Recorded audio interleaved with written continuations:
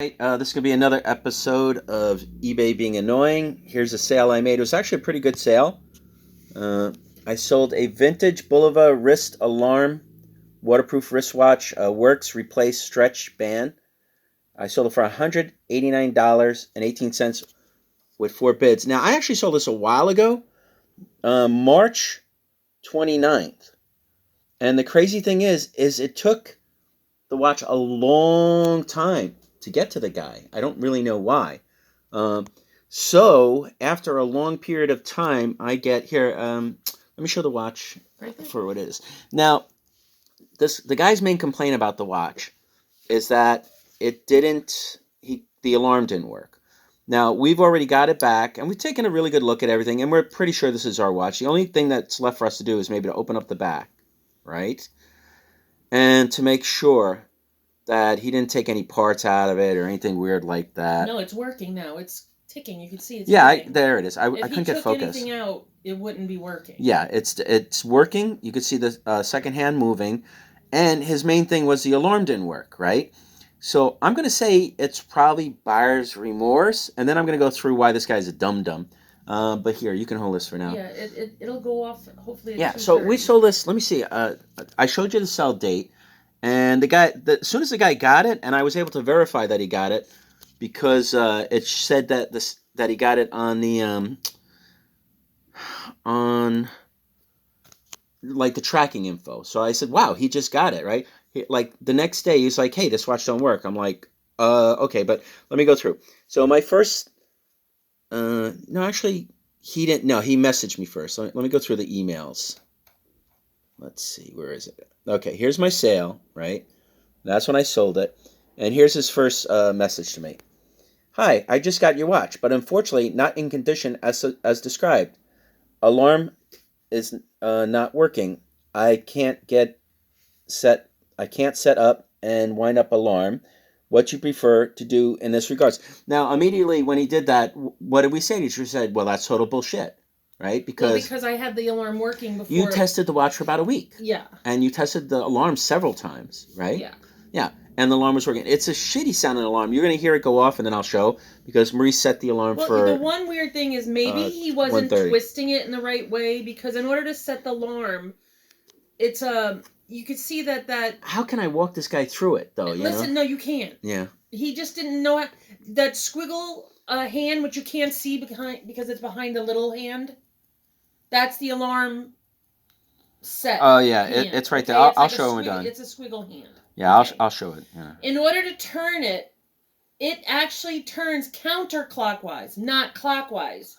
So when you want to set the time, you have to turn it counterclockwise to the time you want the alarm to go off. Yeah. And then you pull the stem of that thing. Maybe he was trying to turn it clockwise and it wasn't moving. But it's like I can't walk this guy through it. He has the watch, and and his English isn't good, right? So as soon as he gets it, as soon as he says that, I'm like, this guy's full of shit, because we know it worked, right? Yeah. So he had buyer's remorse because when he got it, he didn't like it or whatever. Yeah. Or doesn't look he good didn't on know his how wrist. to work it. Yeah, he didn't know how to work it.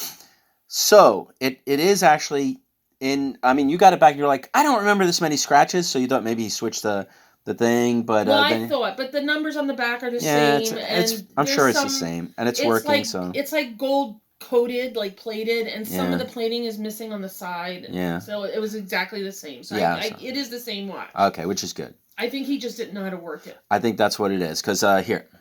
Because whenever you set a watch, you usually turn the knob so that the hands go clockwise. Yes. That makes sense. But for some reason, this alarm goes counterclockwise. Yeah.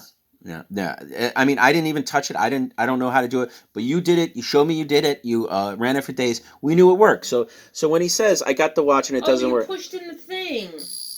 Oh, wait. Here, give it back. Give it back. Okay. You're going to see his complaint was that the alarm doesn't work. Right? But I'll show you, I'm going to go through our conversation, and I'll show you how I dealt with it here. Okay, because now you can show the squiggle hand if you want to show that. All right, so I respond, hi, the watch and alarm worked for us, but if you want to send it back, I will approve the return and list it for parts. And why did I say that, Marie? Here's the squiggle, huh? If you want to show. Why did I tell him that? The squiggly dark hand is the alarm hand. That's it, right there. I couldn't show it. I'm going to set it again to see if it works again. But why did I tell the guy I was going to sell it for parts? Because the watch is worth as much or more for parts than what he paid for it. That's why the guy, I was saying the guy's a dum-dum, right? But my first impression is when somebody says something like, I got your watch, but unfortunately not in condition described, doesn't work. What he wants is he wants me to give him some money. He wants some money back. A refund. Oh, no, not even a partial at most that I would ever give would be a partial refund. So here's what he is, and you could tell he didn't want to send it back. Thank you for a quick reply. It not working now. If you want, I can show to. So when the alarm goes off, you can hear it. Okay. If you want, I can show to local watchmaker. Yeah, in the middle of a pandemic. Ask him how much he will fix it. If you want me to send back, I will respect your decision, but please understand, you will pay for return shipping. Which I was like, wow. How much was return shipping? I don't know. It was less than $4. So so immediately he's like, if you want, I can show it to my local watchmaker, which means he wants to get the watch cleaned and maybe touched up on my dime. And I'm like, no, right? So here's what I say. I say, no problem. You can send it back. I will wait for return shipping. Just let me know. Thanks, Tony. I'm always polite, you know. So here he goes one more time where he tries. Are you sure you want me to start return?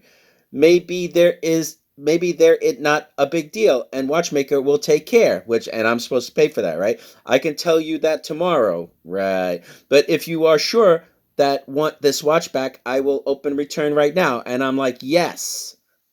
If I were writing the way I was really saying or felt, it would have been yes! Exclamation point. I already told you 3 times. I'm okay with the return. If you ask for a return, I will approve it. Now I'm saying it very clearly. It won't be worth me paying for repairs when I could sell it for parts. And I didn't even rub in, because I was like, I said to Marie, I'm going to tell him I can sell it for parts for more, right? Yeah. And Marie was like, nah, don't do that. Just, just whatever. So I said, thanks again, Tony. So that's where it ended. Oh, he says, okay, whatever you wish. And then he responded to a return, right? And let me see. I'm going to see what he says on his, if I have those pictures. I may or may not do this. It all depends. Just give me a second. Camera screenshots. Because I took some screenshots of the return request, in case I wanted to show those. Let's see. I'm using this rinky-dink computer. Let's see. Let's fill the window. Yeah, here he goes. Does not work or defective. Described as working. Unfortunately, it not. That for I would return for a full refund. Please provide prepaid return shipping. What is that? Label. Okay. This computer is really small. And that's a dinosaur I was looking at. Okay. So whatever. Let me just close that. Put that aside. So anyway, I got the watch back. And now I've shown that it's working. Right? And I didn't have to do, and we've definitely shown that it's working. And what are we going to do with the watch now, Marie? Relist it. We're going to relist it. Are we going to relist it for working or just for parts? What I'll do is I'll be honest. I'll say, I wound the watch. It kept time. It's keeping time. The alarm seems to work for me. I don't know. I might mention that I had already sold it once and the person returned it because they claimed the alarm didn't work. But for me, the alarm seems to be working. Right. Yeah, let me show the watch. Well, I'm waiting. Okay. I think I have 5 more minutes before the alarm goes. I don't think Don't push that button in. I might have pushed the button in. And we dropped the watch. That's like such a knucklehead. I handed it to you. It was in my hands until I let go. Oh when I let go of something, you're supposed to take it with your hands. hand. Well, I can't move my chair because if I move my chair, it might crush the watch. I'm in an easy chair. Dummy. I'm reclining. If I move in any direction. No, but that's what you did the last time. You what are you dropping now? Shut up. You freaking pushed push the button in, and we're trying to see that it works. Because it's a little button. I don't see Anthony, you're just as dumb as he is. Yeah. I'm not that dumb. Yeah, right. I am not dumb. I'm smart. I have brains. I have no idea where it went. It fell right here. It's like, it's got to be right there. It couldn't have went anywhere else. It went right where my hand is pointed. I mean, I'll get up out of the chair and help you look. Oh, see, you got it. And there it goes again. Here. Good. No, because now you messed it up. Well, the alarm works. That's the whole point of it, right? So anyway, I say that we relisted for between $300 to $500, right? And that's why I told the guy I didn't care, because look, this is what it sold for. And again, $189.18. It sold for parts price. I found 3 parts prices, and ours was, I think, personally, in like the cleanest condition. One sold for 125 parts, right? Less than what I have, right? One sold for 150 parts, less than what I have. But then one sold for 300 parts. And I can even show that. Let me see if I can do a quick search. Bulova. I'm going to do Bulova. What is it? Bulova? Wrist alarm.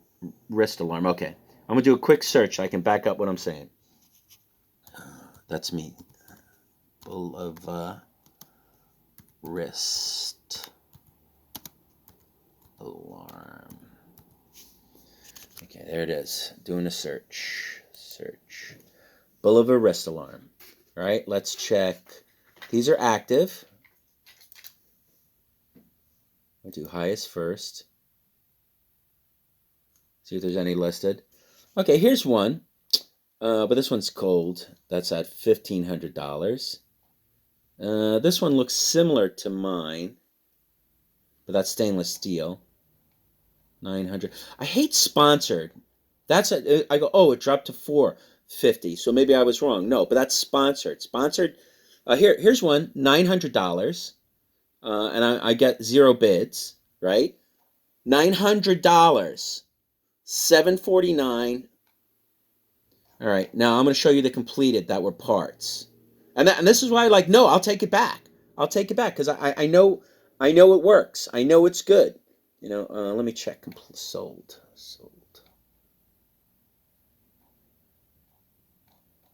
Hold on. Just give me a second. I'm sorry, everybody. Sold. All right, now I think I'm highest price.